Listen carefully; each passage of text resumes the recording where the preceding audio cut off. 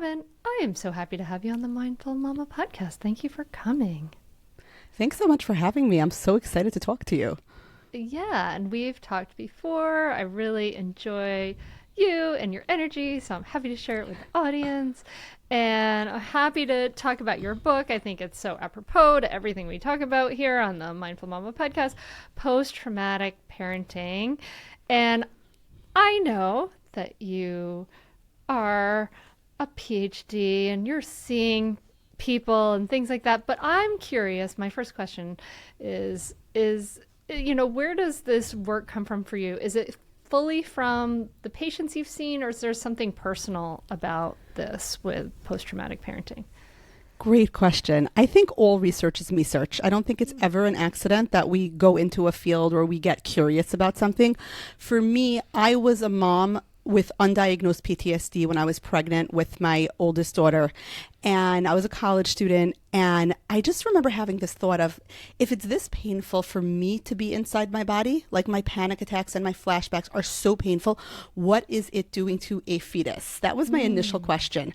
And I went to the stacks at the library because this was pre-Google, and there was nothing. There was like no research whatsoever on the effects of, at that point I thought it was just panic attacks. So like on the effects of panic attacks or stress on, a developing fetus. And like, it just didn't make sense for me. I mean, they said like, yeah, don't do that. Don't be stressed out when you're pregnant. Like, thanks, that helps.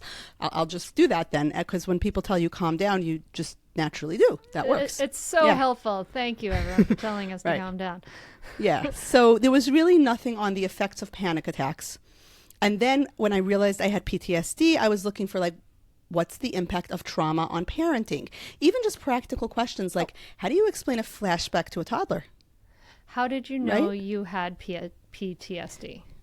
So I was in college, and I mean, I was having panic attacks and I was having flashbacks, but I actually thought that maybe I was schizophrenic. Like I thought like, I'm hearing things other people can't hear. I'm seeing things other people can't see. That's just not considered a good sign for your mental health.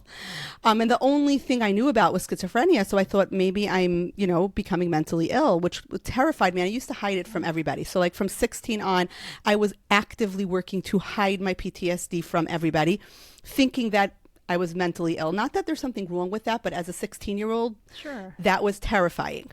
And then I was in college and my professor was talking about PTSD, and he was talking about, the really major stories of PTSD, like the famous one that might even be an urban legend about like a Vietnam vet who thought he was taking fire. He heard a car backfire and he shot somebody because he was transported back. And that was like the most extreme example of a flashback. And then the professor was going on, and I remember being like, wait a minute, that sounds like me. And I raised my hand and I said, is it only from being in war, or could it happen if something else really terrifying, happened to you? And I said like, witnessing the death of someone you love or being in a really dangerous emergency situation. He's like, yeah, depending on the circumstances, that could do it. And I remember being like, oh my gosh, like that's me. I just sort of found myself in the pages of the DSM, right? And I went to the college counseling center. And I, asked for first time ever. It took a lot of courage. And I just always want to say, anybody who actually goes to therapy for the first time, I really know from lived experience the courage that takes. It is so scary because it took me weeks to work up the nerve. Even though psychology is what I wanted to study, it took me weeks to actually go into the college counseling center. And I went in and I asked for help. And I remember that the therapist who helped me, who was great and really was helpful, especially for like this initial stage, did not want to diagnose me with PTSD. Even though I had flashbacks, re-experiencing hyperarousal, insomnia, intrusive thoughts, I mean, all the stuff, right? All the diagnostic criteria. Because she said, you're too functional. Like you're a college student and you're getting straight A's and you work and you're engaged. At that point I was engaged, she didn't really want to, she's like, you don't have PTSD. You just had one really bad experience that you need to like process and get over. And it's so funny because now I know that hyper-functional and very capable yet traumatized is like, it literally should be added to the DSM, because every trauma survivor I know is like that, is functional in some areas, capable in some areas, but struggling greatly in others. So that's really when I realized that I had PTSD, and that sort of started my healing journey. But that awful feeling, that thing that I never wanted to say of, will my damage my kids? Yeah. That Yeah. took me much longer to crystallize. Yeah. And you were pregnant with your first child while you were studying? Yeah. And so that came, I mean, I imagine it is hard to study because how do you study a fetus in the womb and what's happening to, I guess it's like sort of through large numbers and surveys and things like that. But that is something they're studying now, right? Yeah. Is Now, effects of anxiety and things like that in developing fetus. yeah, now there's so much attention, but remember that this was prior to 9/11. Trauma was actually something we were not talking about. Right now, it's so part No. of the zeitgeist. Yeah, Everyone yeah. talks about trauma. Everything's a trauma response. Everybody's like very educated about it. Yeah. But prior to 9/11, no one was talking about trauma. It was like a little, side note in psychology. Sure. So it just wasn't in the ether. People weren't studying it. So it just wasn't there. So it was hard to crystallize a question when, the literature I would be questioning didn't really have any place for it. There were two places where somebody spoke around it. So one was, there was a paper, a psychoanalytic paper that a professor of mine pointed me towards. It was called Ghosts in the Nursery or Ghosts in the Cradle by Selma Freyberg. And it was about basically a mom's damaging her children, like young mothers in Chicago who were having a hard time connecting to their babies because of their past trauma.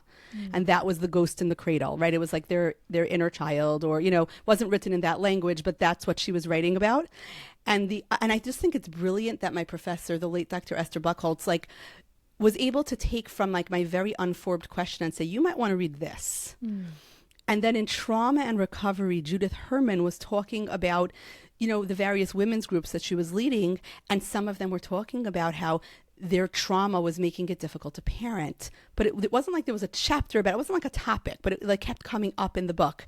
And again, it had that aha moment of, oh, that's me. There that is. Somebody is paying attention to this. And then that became my question of, number one, how does trauma impact our kids? How does our damage impact our kids? And number two, what do we do about it? Yeah. Yeah. Right? And you've described, I mean, to me, this is, I feel like in some ways, like, we've been talking about this for years, of course, on the Mindful Mama podcast, talking about generational cycles in that language and like breaking generational cycles. And I feel like I had, in some ways, like the way I've been thinking about it in the last couple of years is like, oh, I guess I had just kind of like the right amount of trauma, right? Like enough so that I was like, there was stuff to work with that I had cycles to break, but not so much that it was, I didn't have flashbacks. I didn't, I mean, in my dreams, I have had flashbacks, but that kind of thing. Right. It was just the right amount, but it is something we're so much more familiar with now. We know about capital T trauma and lowercase t trauma, right? We know that things in our past, we can process them differently in different places, and sometimes we don't process them. And you use the metaphor, I like this, of a trauma app kind of running in the background of our parenting. Can you walk us through, what that means and how it shows up for us in everyday moments with our kids? Sure. And I think it's very true, like your observation of like now, like sort of the just right amount of trauma, right? In a way, the just right amount of trauma is worse, because when you've had the ripped from the headlines trauma, you're traumatized because you're like, okay, this horrible thing happened. I was in a bombing, or, I was in a car crash. My story, which is in the book, is pretty traumatic. Anybody would agree with that. But the truth is, I push back on the notion of big T versus little t trauma, because my definition of trauma is any experience that's too big for your brain to metabolize, anything that shook your sense of self, or that shook your sense of safety in the world, and anything you had to cope with alone. And if you have those three things, you're traumatized. So when we expand the definition that way, a lot of things that people would define as little t trauma are quite traumatic. Being harshly mocked and criticized by a teacher and the whole class laughs could be quite traumatic, depending on who it happens to and how it lands on their nervous system. But that's not the ripped from the headlines, 14 people in car crash kind of, right, story. So in a way, the just right amount of trauma is deceptive, because we say, oh, I'm not really traumatized. And then we play trauma poker. We're like, well, she has this, I'll raise her that. And then but that might not actually be the traumatic experience, like the thing that left the scars. So the way I look at the trauma app, it's a very long way of answering your question, but the way I look at the trauma app is when we're traumatized, our brain needs to create an operating principle to restore our sense of self and our sense of safety, right? Because in that moment of trauma, the brain says like, oh my gosh, what just happened to me? All right, from now on, I'm going to do this so that it never happens again. Mm-hmm. And that's the trauma app algorithm. So let's say you're harshly mocked by your teacher. You have a parent who constantly criticizes you and fat shames you, right? An experience that many of us have gone through, right? And it's not a rip from the headlines experience. And from that, you learn, I will always people please. No one will ever be mad at me. If no one's ever mad at me, no one will have a reason to criticize me. No one will have a reason to make me feel bad or to exclude me. So you become a people pleaser. So your trauma app says anytime you notice people upset, say yes, right? Makes you feel more safe. Yeah. Does it actually make you more safe? Probably not. If you say yes to your drunk boss about like going with him to the back room during a holiday party, that might not make you more safe. Mm-hmm. But the trauma app toggles on, it makes you feel safe. When you're parenting, you want to parent from a place of humanity, right? I mean, your book is raising good humans because we're human. I think that's why your book resonated so much with me, because of the essential humanity of what you talk about. I don't want an app parenting my kid. I want to parent my kid. Yeah. But if I'm a people pleaser and then my kid is upset, I might say yes when I meant to say no, right? Mm-hmm. If the opposite, if I lash out whenever I feel slightly impinged on, anyone dares get near my boundaries, I yell. You know, kids are going to get near your boundaries sometimes, frequently, all the time, yeah. Right? Yeah. Like, so the trauma app turns on, not consciously, not mindfully, the opposite. It turns on when you don't want it to. Yeah. And then you're not parenting your child. The trauma is parenting your child. Yeah. Yeah. I mean, that's exactly my experience is like, I am doing exactly what I have chosen not to do. And it is because of what happened to me as a child, right? Is that this is what's happening to me as a child, you know, and here it is. We are in this situation again. I am in a different role, but it's still that sort of same pattern playing itself out. It's frustrating. Yeah. It's incredibly so frustrating. Right? Yeah. I mean, and it's so frustrating because we have awareness of it, right? Maybe we're not aware in the moment. We're not making a choice in the moment, but then we can, part of ourselves sometimes sees what's happening and can't stop it yet. And part of it, and then we have the awareness after the fact and we can start to say, oh, this is, you know, and then if we have the wherewithal to say, oh, this is exactly how I didn't want to raise my child, you know, and you talk about this idea of like that parenting our, you know, in the real world, the messiness of parenting, all that can be part of healing, the healing process, but we want it to happen right now, right? Like we don't want to perpetuate anything. How do you walk people through that? So first of all, I think, and you know, something that you write so beautifully about, and something that I think deeply about is shame is the thing that blocks us from really looking at that, right? So like if I meant to not yell, right? I woke up in the morning like today I'm going to be a calm, present mom and I'm not going to yell. And then I go to bed feeling like, how did the Incredible Hulk come out of me, right? That was a trauma response. So if I understand that, I'm not going to be yelling at myself so much. I'm not going to be like, what kind of a mom gets so enraged by a 3-year-old? Every kind of a mom of a 3-year-old is going to feel rage at some moment because 3-year-olds can be incredibly determined, which we want them to be because when they grow up, they're going to use that for all sorts of great things. But in the moment, it can be very frustrating, right? So that shame blocks us from thinking about it and saying, this is data. This interaction that didn't go the way I wanted it to go is a learning moment for me if I could just pay enough attention to it and say, what have we learned? Right? Like, what did I learn from today? What can I take out so that I can do something different tomorrow? Right? But I'm not going to do that if my brain is like, shame, shame, shame, shame, shame. Don't even think about it. You're the worst mom in the world. Like, just go to bed and hope tomorrow goes better. Right? Think about something else, Netflix, eat popcorn, whatever. Then I'm never going to learn. And if I say, oh, I got so mad because really needed a break and he wasn't going to bed and I needed my me time. Then I can say, when else can I get me time? Is there a time? Am I filling my cup enough? Is there a time that I can devote to myself? Because Self-care is childcare, right? If Yes. I filled up my cup, if I made me into me, then then I don't need that as much that it's like my kid is delaying bedtime. I'm not going to feel rage because you're taking away an essential nutrient from me. I'm going to feel maybe mild annoyance. I might feel like, like, hey, come on, like, how many times are you going to like pop out of bed again? But I'm not going to have that sense of like, you are depriving me of something I need. But I can only do that if I think it through.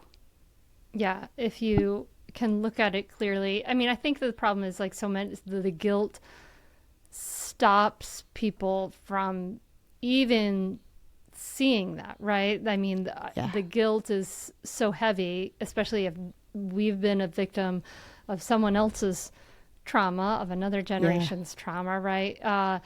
And and the shame, etc. I mean, for parents who are stuck in that, they're saying, yes, yes, Robyn, I want to be able to look at that. I want to be able to see if my needs are met. But like, the people who feel just so awash in the guilt and the shame, how can they start to step out of it? They can see, okay, maybe I had a trauma response. It's like, is it a process of forgiveness? Like they have to forgive Yeah. themselves? Or noticing, right? You have to notice that you have a trauma app. Every time I feel stressed out, this is my go-to response. Every time I mean to say no, I say yes. Every time I mean to, stick to my schedule, I let this thing derail me. Like, what is that about? That keeps happening. Patterns are very, very educational, right? If I can notice the pattern and if I can do it from a place of curiosity, not from a place of self-blame, but from a place of what have we learned? Like, I'm so curious why I do that. That would be step one, like identifying your trauma app, because it's really not you, it's your trauma. Right? You are not a bad mom because you yelled, or you are not a bad mom because you forgot once again to do whatever.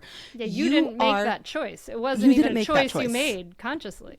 Right. It's Yeah. sort of like, like when you're pregnant and you're having morning sickness and sometimes like the puke's going to happen.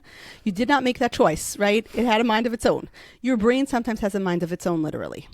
Yeah, or even it's your nervous system, I think, Yeah. right? Like it's like, I don't know. I mean, who knows? Is it helpful to identify a specific body part or things like that? But I love this. It's really, you want to build this understanding, right? You want to build this Yeah. understanding of yourself. The more curiosity and understanding you can have about yourself and your reactions, the more you can get a little distance from it and make some choices to maybe prevent reactions that you're not wanting. Yeah.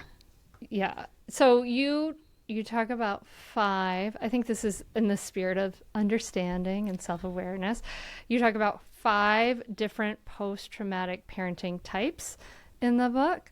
Can you describe those briefly and kind of like talk about how they can help us move forward?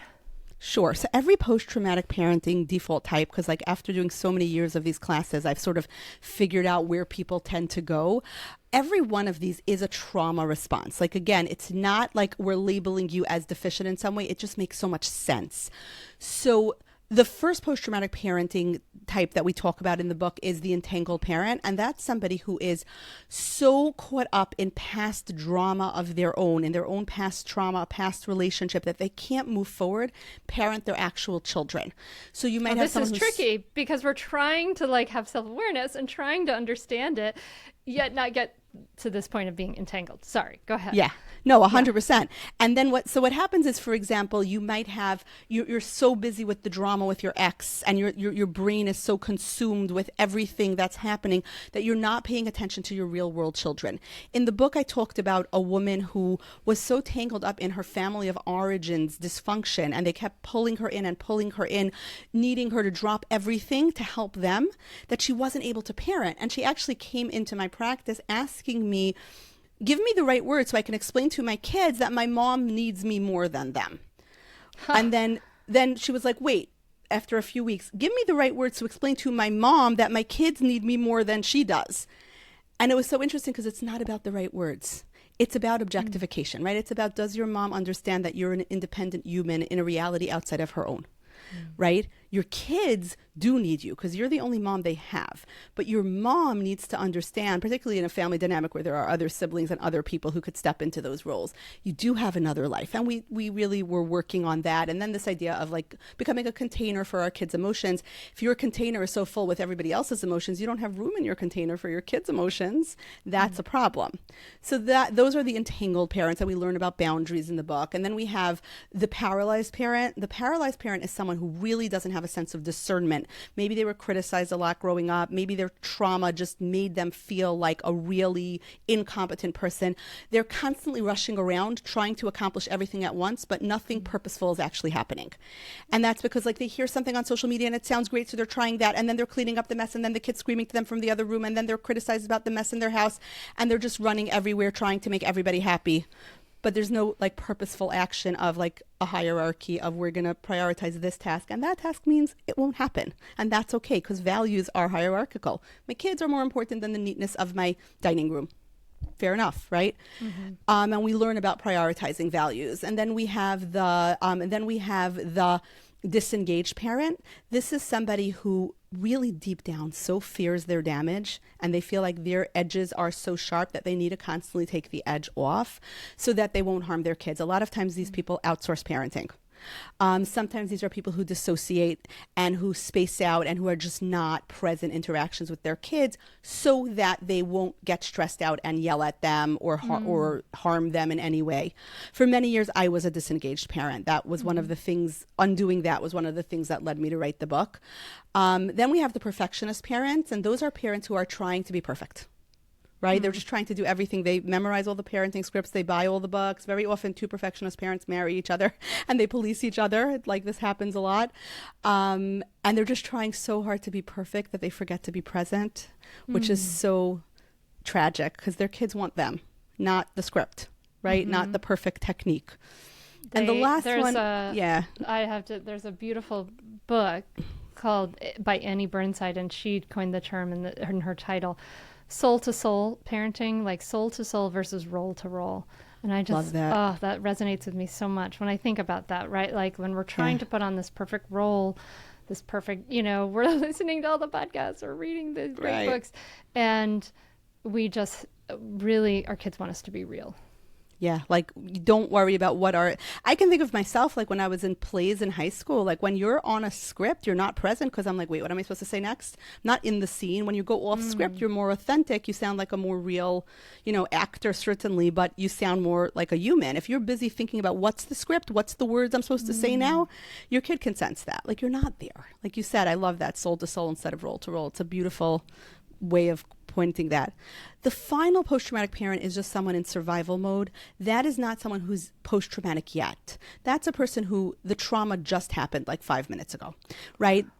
Just we're in a fire. You just, I was talking to someone who was just waking up from survival mode, and she's like, I don't know, 1 minute I'm living here in this marriage with these kids and doing this job, and it's 3 years later after COVID, and like I'm divorced in another state in a completely different job, dealing with this entire financial mess that happened.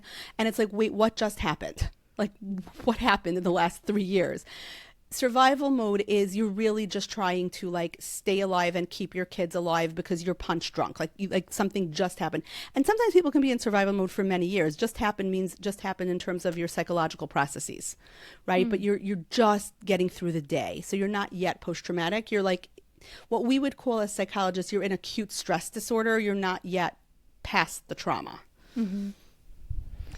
Wow. Okay. So I imagine, dear listener, you may be hearing yourself in one or maybe even a couple of these different types, and seeing that, we can see how it affects our parenting, and that we can't, it is really, if we think about really the essence of parenting is that parenting is a relationship, and a relationship is communication, and that is presence, right? That is like, I am here with you, I'm listening to you, and modeling maybe for you, my child, what you want to see. Like all of these things you describe are not, there's not a lot of conscious choice in that, and that's got to be incredibly hard.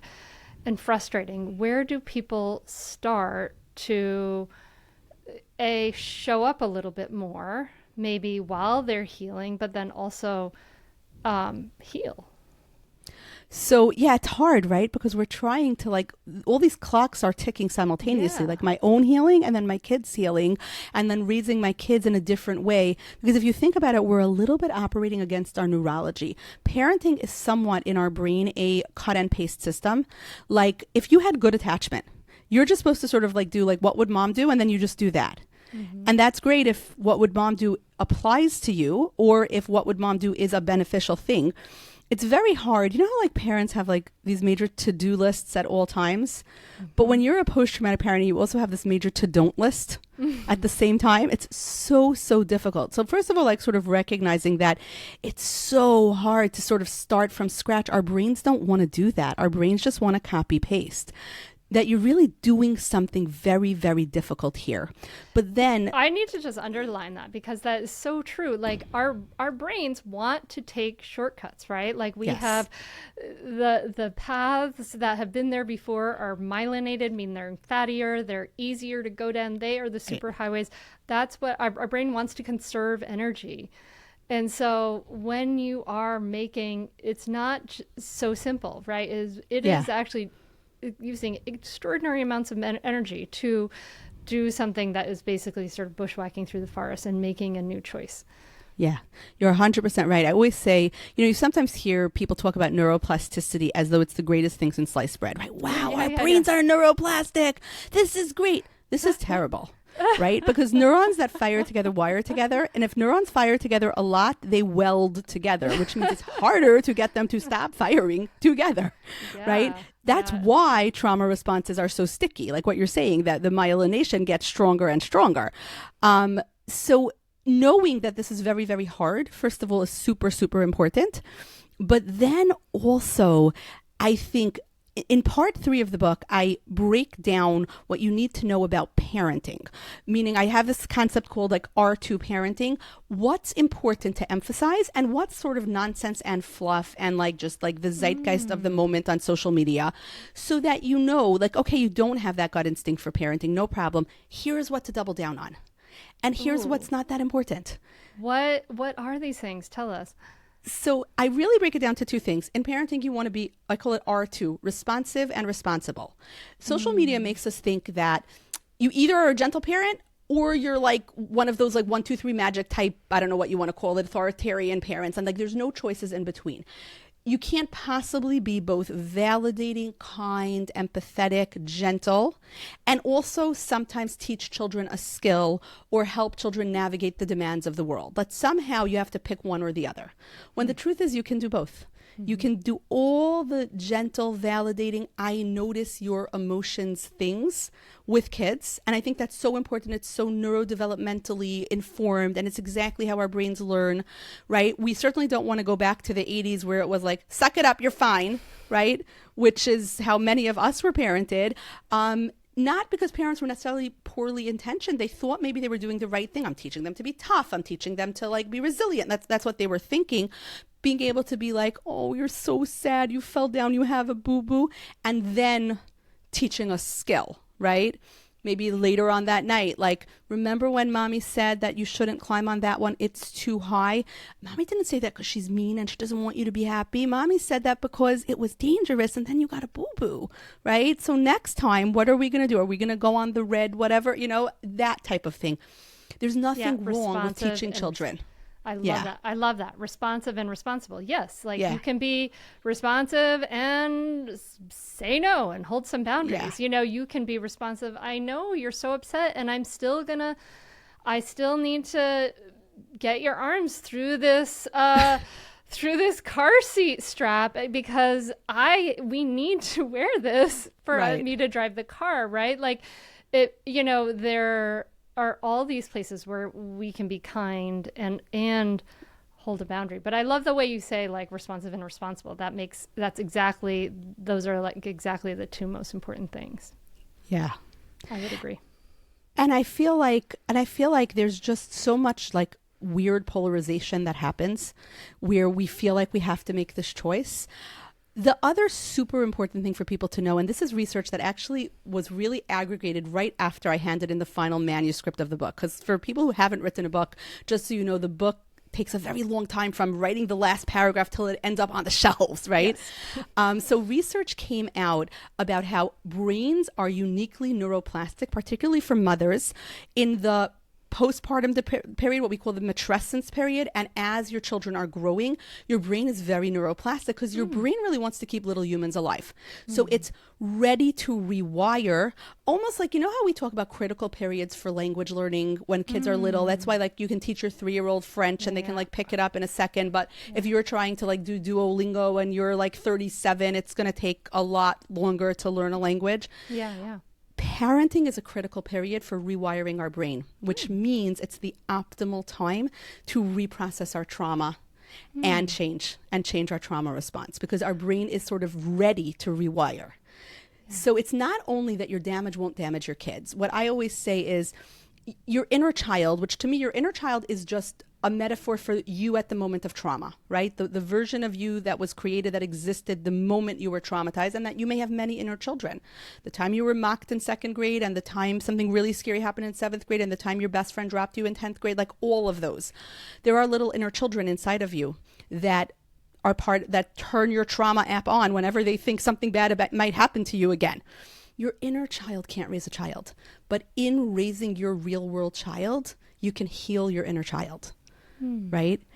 If parents know that, right? Because, and I actually have meditations in the book where sometimes something that I hear from a lot of post-traumatic parents, and it shocks every post-traumatic parent when it happens to them. But when I talk about it, people are like, oh yeah, sometimes your inner child is actually jealous of your real world children. Sometimes, right? No, that doesn't surprise me. Yeah, like you have it so good. You have no idea. Like you think this raising my voice is yelling. You have no idea, child. Right? Right, exactly. Yes. Right. I don't want to tell you what yelling is, right? It's really true. And everybody's like, oh, wow, yeah. And sometimes in that moment, the inner child comes out and they're the one parenting your kids. I know when I was a kid, I was raised with a very chronically ill father who eventually died of his illness. He had a very bad heart condition and he was constantly having heart attacks. And I remember when my kids were little, my husband would sometimes come home and he would like be roughhousing with them, right? Like just, you know, rough and tumble play. And I would get super mad. And I would say, it's almost bedtime. Why are we riling them up? We have to keep to the schedule. Let's go. He needs to get in the bath. She needs to finish her homework. You know, like I'd get like really, and I would get more mad than I should, which by the way, disproportionate is a signal that it's not you, it's your trauma happening right now. And then I realized my inner child was so jealous of my kids because I never experienced a dad. I never experienced that rough and tumble play, you know, healthy dad, you know, that interaction. Just never had that. So I was jealous. So when I was able to look at myself and look at my inner child and say, hi, little me, you're watching this and you're very, very sad. And this is why. And as we participate in this from the perspective of an adult who's participating in this, you're going to get to see what it feels like. So I can do that rough and tumble play too with my kids. And then a little bit of my inner child gets to experience what rough and tumble play with healthy parents is like. And it heals. So I actually have on my YouTube channel, which is also post-traumatic parenting, like meditations where you can like mourn your childhood, where you can mourn the version of yourself that perhaps died the moment you were traumatized, where you actually can, you know, tune your inner child in to experience you're giving your real world children. And it's profoundly healing. And it's also great for your real world children because I mean, my kids didn't need to be yelled at for like, not that I was yelling that much, but like I was like annoyed, like why are we running around and giggling and, you know, doing that when it's so close to bedtime? Like, what did I need to give them that pressure for? Can they just enjoy the moment, right? Like a couple of minutes of like, you know, daddy chasing you down the hole, pretending to be a monster is fun, right? It's okay. We'll fall asleep. It's like it's actually not going to derail bedtime that much. Like I could have chilled a little, right? But my kids didn't need to feel like something normative that they were doing was annoying me. And wait, I'm having fun, but mom's annoyed. So is that a good thing or a bad thing? I didn't need to give that to them. Right. And so kind of what I'm hearing you say is that as we maybe look at and say, oh, here's this this trauma that happened to me. Here's how it's coming up, right? As we start to examine, here it is, and we start to care for it, right? We give it some compassion. We give that inner child some love and some compassion. It's really building that capacity for love and compassion for our children too. We're getting perspective on our own heart and our own hurt, and we're also having that gives us some perspective and more compassion as we look at our child. So as we practice this compassion, we just develop that muscle a little bit more. Yeah, and a compassion for ourselves, right? Because sometimes we just turn it back on ourselves. And if you say, that inner critic that's saying all these horrible things about your parenting, how would you want to talk to your own child? If she came to you and said, Mom, I did this really bad thing. I'm such an idiot. Would you not stop her and say, sounds like you made a mistake? And it sounds like you really, really hate that you made that mistake. But I'm not hearing idiot. I'm hearing human who made a mistake, right? Isn't that how you would want to talk to your kid, right? But we don't talk to ourselves that way. So that may be one of the steps we could start to practice. I like that. I always think about like, how would you talk to a dear friend, but I love the idea of like, how would you talk to your child? You mentioned already that sometimes when there's an overreaction, right? When we have an out of place reaction, these are the things that I talk to, my clients about, like this, when you have an out of place reaction, that's often when it's coming from an old wound. Is that all we're looking for, or what are other ways parents can start to recognize when their reaction is coming from an old wound rather than what is needed in the moment? So yeah, disproportionate is the big one, right? Like it's just way too big a reaction for way too small a stressor, like upon mature reflection, right? That's definitely one. Another one is when you're disproportionately anxious, right? Like this is you're too scared. And and what I call experiential avoidance by proxy, when my child must not feel this way, right? As opposed to all emotions are welcome. My kid might fail. And if she fails, she'll be miserable. And if she's right. And it just gets bigger and bigger when, maybe my kid will fail and learn something from the experience, and it will be okay. And I'll be there to support her through it. That's what it was different for me, was like these feelings that my kid is having, this is unacceptable, and it feels unacceptable in my body, just like a whole body reaction of this is unacceptable. That was like the big, flashing red light of like, something is happening here that I need to work through and understand and take care of. Right. Yeah. I mean, if all emotions are welcome, right, then all of my kids' emotions are welcome too, including the uncomfortable ones, including including the times that they're mad at me for something that I am correct in doing, right? Like going back to that people pleasing, you can't people please your teenager unless you want to mortgage your house and, you do whatever, like, I just recently had a whole conversation with a mom and her teenage daughter, or her tween daughter, about this child just wanted everything, right? She wanted the Stanley Cup and the little boo-boo dolls and all the trends, like whatever she saw on TikTok she wanted. And the mom was sort of explaining to me, I just can't afford all this stuff. And I'm like, okay, like I'm not judging you, right? Somebody's judging you. Who's judging you? Because it's not me, right? She's trying to as though she's the lawyer defending herself to me. I just can't, and I'm looking at her like, wait a second, why do you feel like you have to? Right? Where is that coming from inside of you that you can't say no to your daughter? And then, because then she won't have all the stuff, and then her friends won't want to be friends with her. Okay, where's that coming from? Because I'm hearing an inner child. I'm not hearing an adult right now. Yeah. Nobody will be friends with my daughter because she doesn't have a Stanley Cup. That sounds like an 11-year-old. Let's talk about when you were 11, right? Yeah. So then we look at that and we start to then take some steps. Maybe we write it down, right? We write down what happened so we can remember, oh, here I was in this moment when my child asked me this, or my child did this, or, what this happened, and it caused a big reaction with me. And I think it's interesting because we have to kind of be careful about that in some ways, because we can have discomfort about a lot of things, Right. right? But, where is it a place where it's gone beyond your average discomfort, right? I Yeah. guess is that you Yeah. you talk about. You talk about one before we go, I want to talk about this idea. You say that your children can co-create healing with us, and I think that's a beautiful, hopeful message. Can you share a story or example about what that might look like? Yeah, I think for me, one of the things that really got me on this journey was, so I told you the story about how I was, when I was pregnant and how I had PTSD and I didn't quite know it.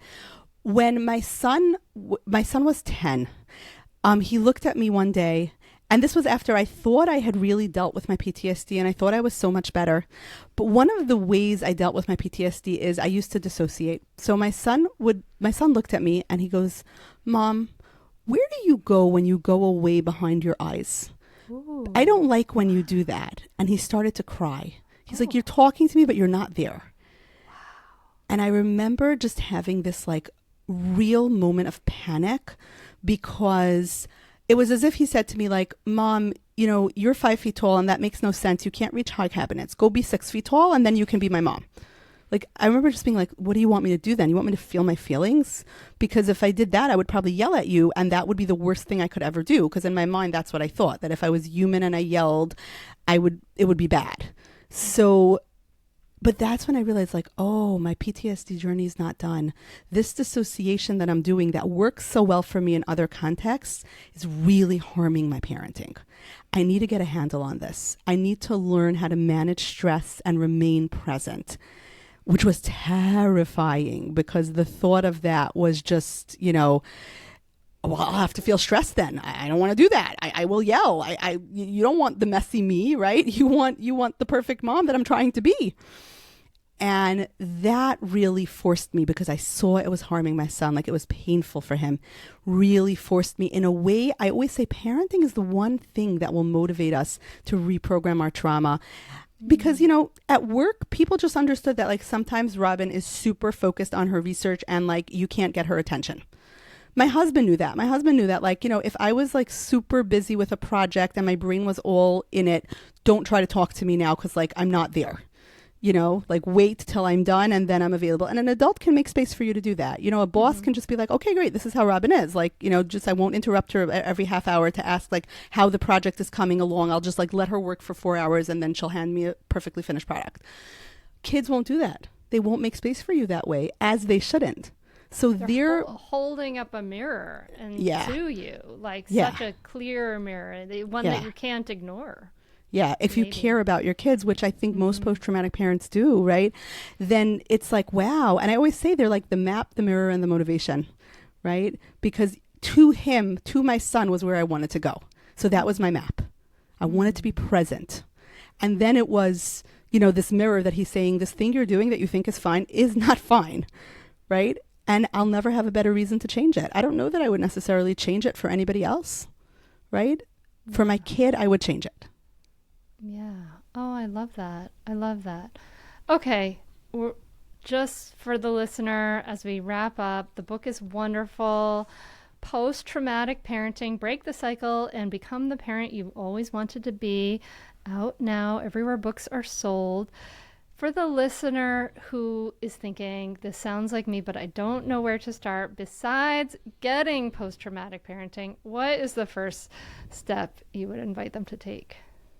The first step I would invite them to take is to really check in with their inner child. Really check into, like, what was your childhood like? What are the Mm. things you'd repeat and what are the things you would never repeat? What about your early adulthood? What were those big events that, like, if it was a movie, the dramatic movie would start playing? And what are those, like, montage events where, the movie would just show repeated, absences, things that weren't there? And does that make sense with how you're parenting now?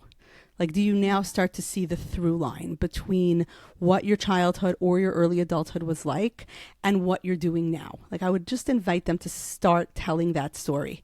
And by the way, if you don't remember your childhood at all, it's a pretty good indication that there's something your brain's actively trying to forget. Yeah, I think that's so important. I hear people say things like, "Oh, I would die for my kid," but will you? examine your own childhood for your kid. Yeah. That is a much better question to ask Yeah. because it is scary. It is a big ask that I'm asking it too. I'm with you, Robyn. Yeah. It's so important, but it's so important because then we can start to like carry our own baggage, right? We can Yeah. start to do that healing rather than just shunt it on down to the next generation. Yeah. So valuable. And then there's the other side of it, by the way, which is the castle in the cloud. If you were parenting the way you wish you were parenting, what would that look like? So let's like build the castle. Let's dream of the castle in the cloud. This is like a Thoreau quote, right? Like if you have castles in the cloud, they should be there. Then the question is, how do we just build the infrastructure to get from where we are now to there? Because it's just a matter of, well, what skills would I need and how would I get there, Yeah. right? It breaks it down to size. It makes it hopeful. Yeah. I think it is hopeful. I think for people who are willing to read post-traumatic parenting, who are willing to examine these things, who are willing to do the work, like there is a lot of healing that can happen and a lot of transformation that can happen in the, 12, 18, whatever years of being with that kid. I think that I could see for me that path of me and my child are on this path of a really destructive relationship, and I was able to turn it around. It wasn't, it is possible. It's doable. And anyway, that's my hopeful story. Robyn, I love the work that you do, and I love this book. Again, Post-Traumatic Parenting. Go get it. Thank you so much for what you're doing and what you're putting out into the world, and the way you've taken your own healing and made it something that's so valuable for us as well, and so many people you touch. I think it's awesome. So thank you so much for coming on. Thanks so much for having me. It's just, for me, this is a real mission. Like if even one post-traumatic parent doesn't feel as alone as I felt when I just was panicking that my damage is going to damage my kids and there's nothing I can do about it because no one is telling me how. If even one mom or one dad looks at this book and says, oh, here's how, the whole entire book journey will have been worth it. That's saying a lot, people. Book tour. Oi. Thank you so much, Robyn. Thank you so much.